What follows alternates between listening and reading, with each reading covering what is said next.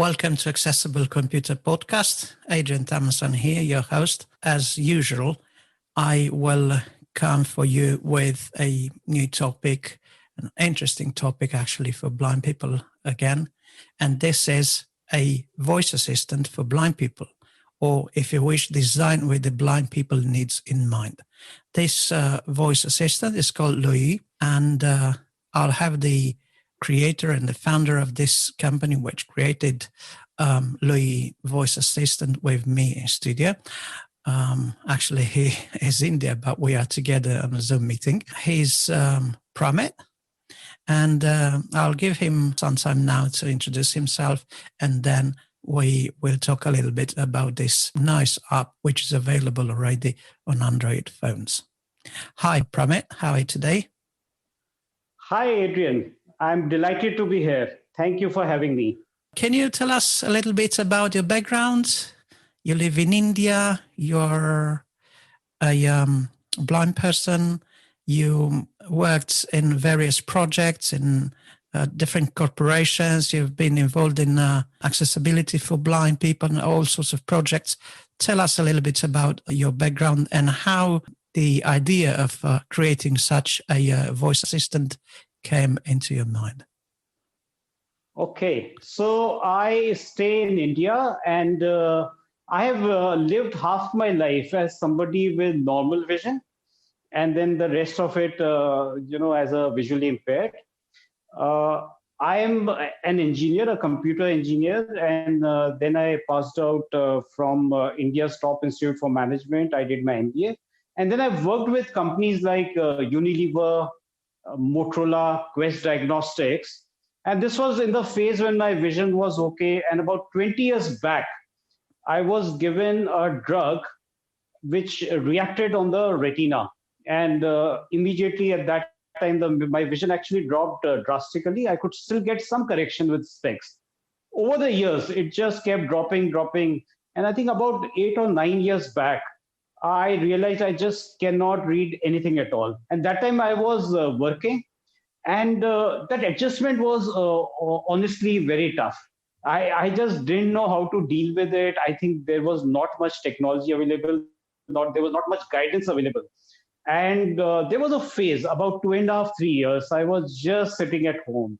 Like I said, lost. There was a complete loss of confidence.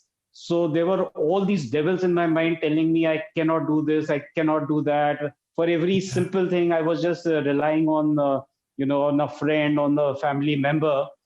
Yes. And it so happened that gradually, I got out of it, and I was doing some consulting work. And then the idea for Louie, and like I said, I was somebody with a normal vision. So for me, getting into accessibility, using accessibility apps was just, it just came accidentally. And I was, I was just sort of looking at everything with an open mind. And there was this chance meeting, I must tell you about it, Adrian, where I had gone to meet a friend. And on the way back, he offered to book Uber for me, and he took my phone.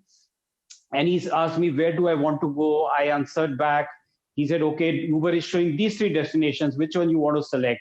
I said, okay, take this one. Okay, these are the rides, he said.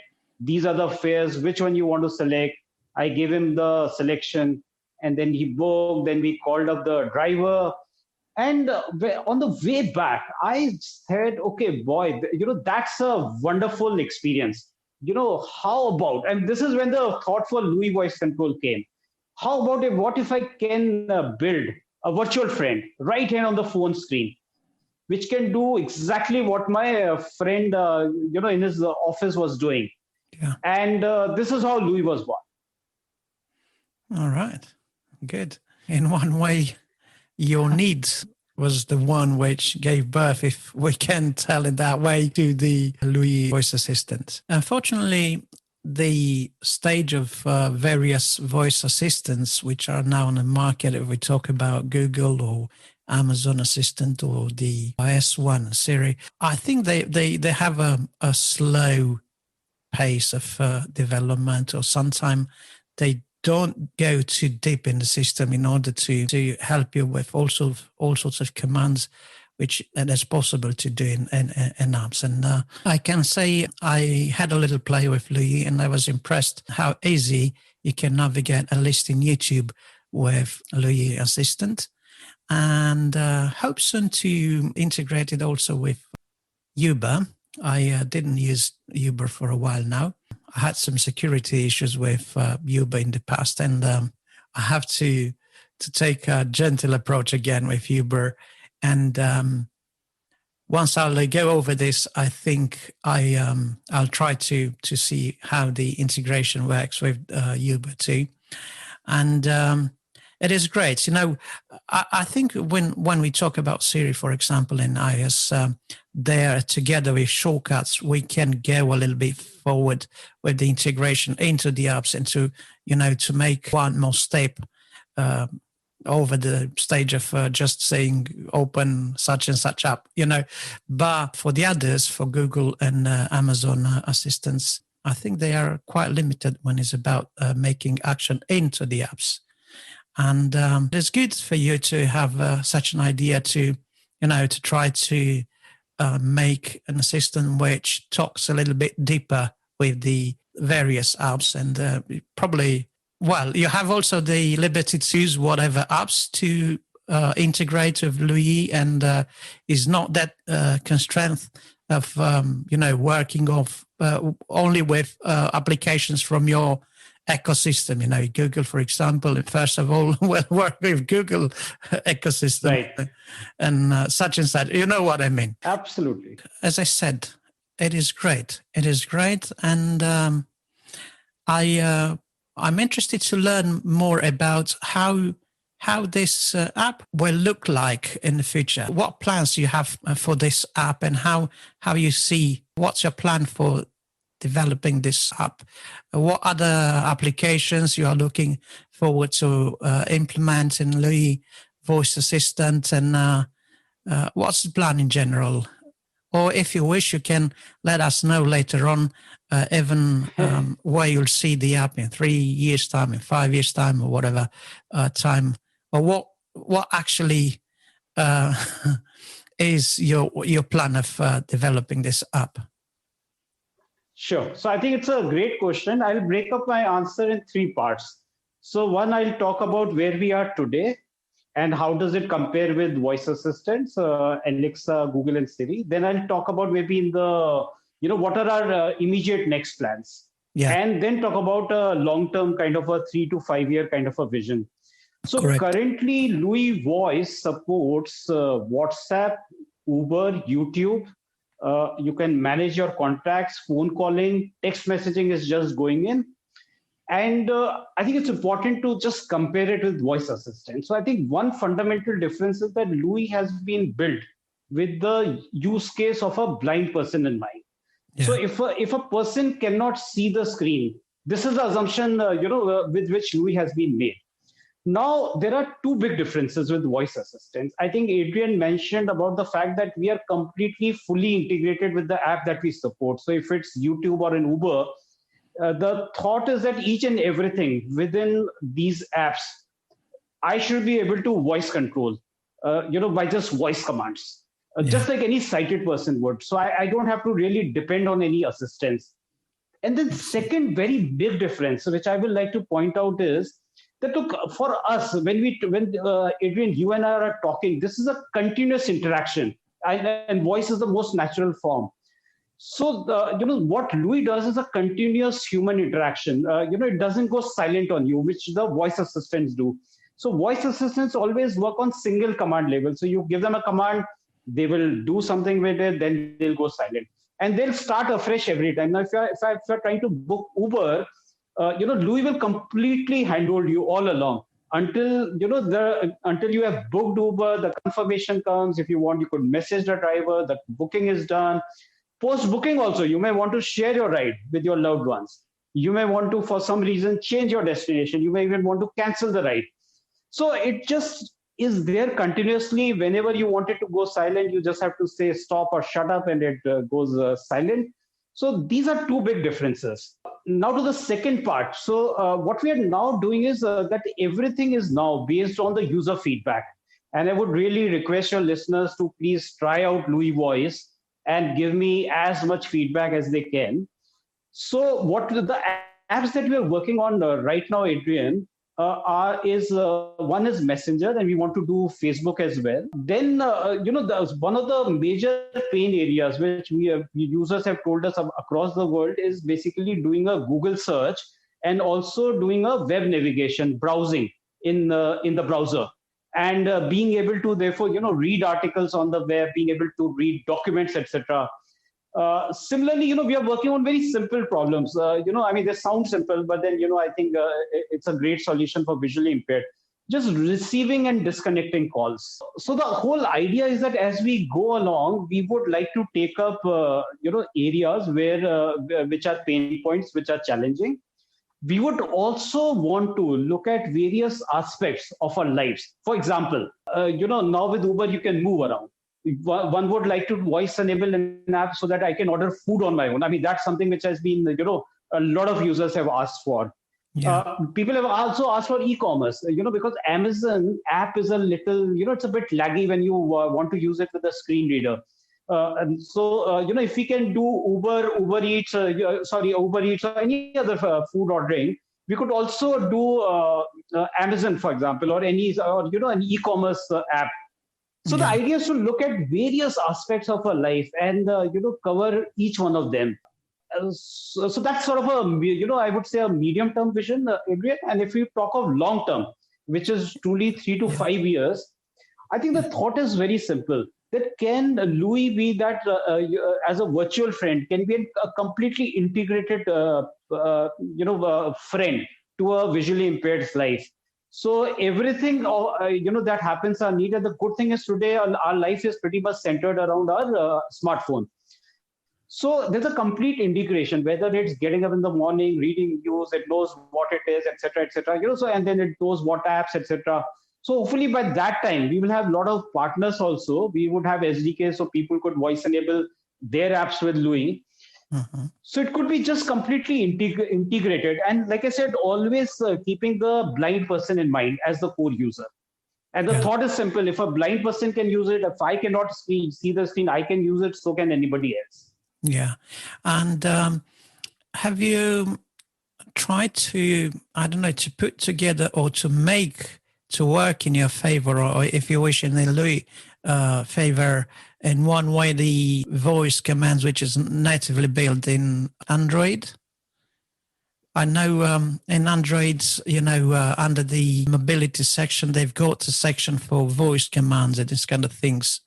Or if I'm wrong, just, I'm hanging more on the iOS systems, and at least in iOS, we've got plenty of voice commands already built in iOS, and those probably will work well together with Louie in some respects. When will be the stage of having Louie on iOS too? Tell us a little bit more about those two things, because probably also blind people, which are iPhone users, will be interested to know if you have plans to put Louie into iOS. Okay. So in technology terms, I think one I would like to highlight is that Louie has been built completely from scratch. In fact, we first were working, Adrian, on a screen reader. And that's when, the thought of building the voice assistant came in.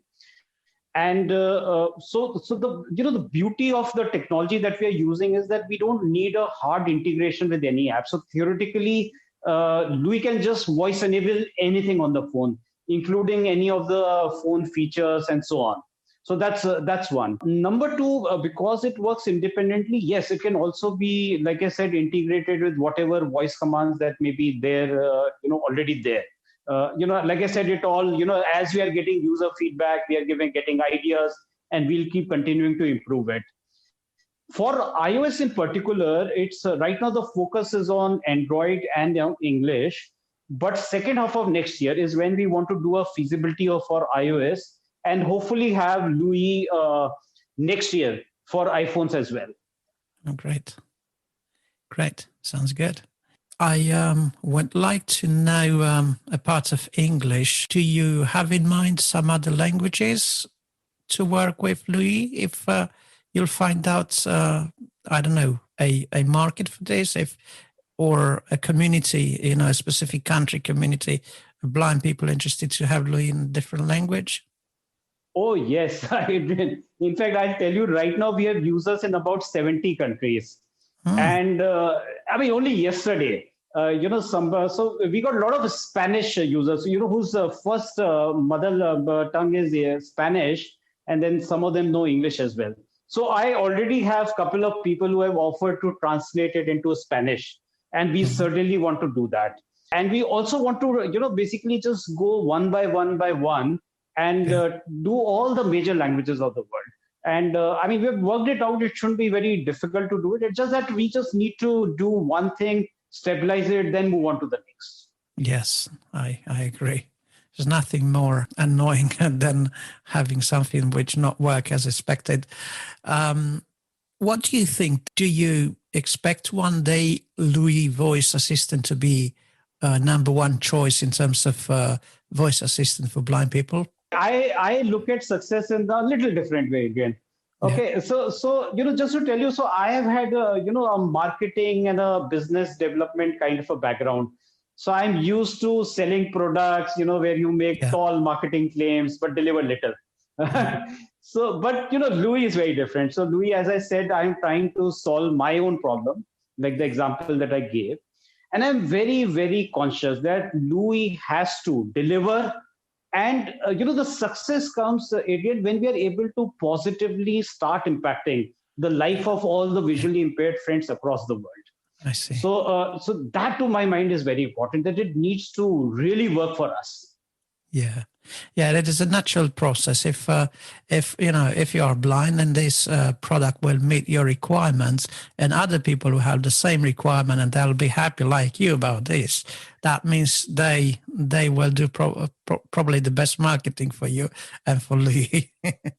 Absolutely. Okay, And it must really deliver in a real sense. Like I said, I think that's very. I'm personally completely committed. Even we are lucky that our investors. So we are a small tech startup. We work out of Delhi and in India, and we are a team of 14. There are 3 more visually impaired people with me. And our investors also want us to, they see that there is a great technology, but they want it to be put to great use, where it is really impacting, like I said, lives positively. Yeah.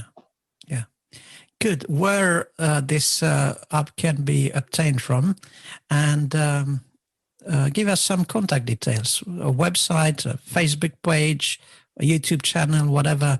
Okay, so altogether, I'll put the links in the show notes, but it's worth mentioning them also by voice if you wish.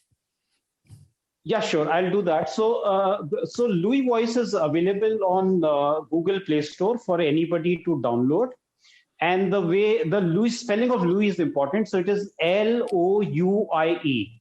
Okay. So it is Louie Voice Control on Google Play Store. The brand website is louievoice.com and louievoice.com. All right.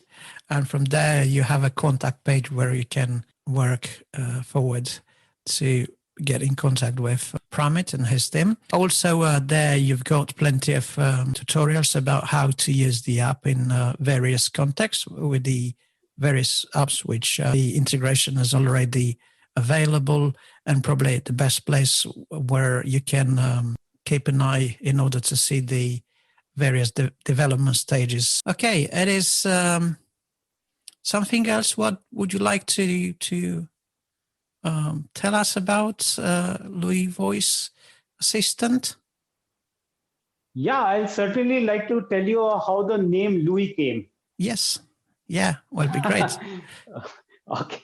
So we were, because we always knew that it's going to be a global app. So we were looking for a short and simple name, something which across the world. So whether you are in an English speaking country or you are in, let's say, some part of Africa or in Russia, everybody can, pronounce it easily, because the one way to start Louie is by saying, "Hey, Louie." It just so happened that somebody came with the name Louie, and he actually came with the, because talking about Louis Braille, who I see. invented Braille. Yeah. So we just love that connection. And we said that's a great thing to inspire with, because Braille has really impacted our lives. So we said, okay, if in a small way, Louis could also do that. So that is really the inspiration. Correct. Yeah, that's great. That's great. And I have a question too. What you can tell us about Louis behavior in cheaper phones? For example, I don't know, some people doesn't afford to buy expensive devices. They don't afford to buy a Pixel or a Samsung last generation, but they buy cheap mobile phones. How it works on that situation? I'll give my personal example of what I use. Okay, I don't use a fancy phone. I have a 2.5-year-old Nokia 6.1, which is very, very basic. I think it was probably at the economy, the pricing at which it's sold. It works beautifully. Louis works beautifully on this phone. What we also do is, Adrian, we look at, across the world, we try and see which brand of phones are being used. So, for example, in Africa, Techno is very popular. In parts of South Asia, we see Infinix being used. Towards Philippines, Southeast Asia, we see Vivo, Oppo being used. So what we do is we buy these phones, and we actually, these phones are there with our testing team. So we sort of make sure that, all the big phones, so right from Pixel down to, like I said, this Nokia also, it's a very basic phone. We use it on these phones. And I personally don't shift out of this phone just for the reason that you mentioned, that, I want to be, and like I said, if it works on my phone, my guess is it will work on any other phone. It's a 2.5-year-old phone. I see. It works beautifully. Okay, great then. So no issue with what kind of Android phone that they have, and it's not necessary to be an expensive phone in order to work properly. All right. Absolutely, not at all. Correct. Good. Nice. I would like to thank Pramit for being with me in this podcast episode. And as always, don't hesitate to make questions using the contact details from my website, accessiblecomputer.co.uk/contact. And bye for now, and stay safe.